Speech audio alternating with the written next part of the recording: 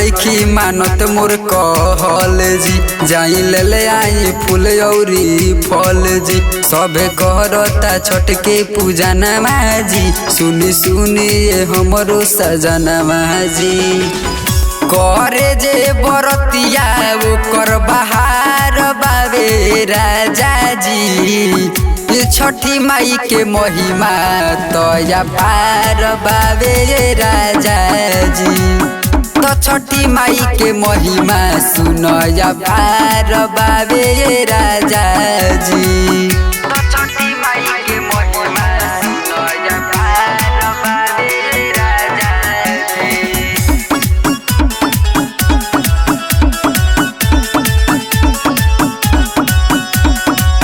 काहे बुझते नइखी बतिया जी झाड़ा कहावता नी हमर छतिया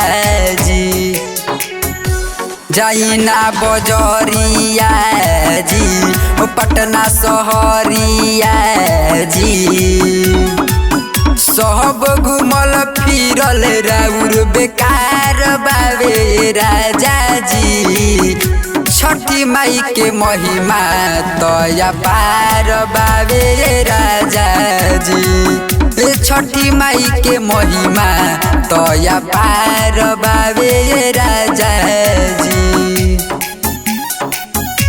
छठी माई के महिमा तया पार बाबे राजा जी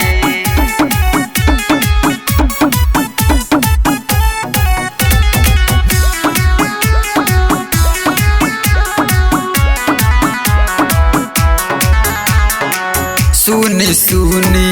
अरुण सोइया जी हुई है छठी मैया सोहैया जी बड़ी बानियारी फौजी करी जनी तारी फौजी करे जे बरतिया ओकर बहार बाबे राजा जी छठी माई के महिमा तया पार बाबे राजा जी छठी माई के महिमा तया पार बाबे राजा जी।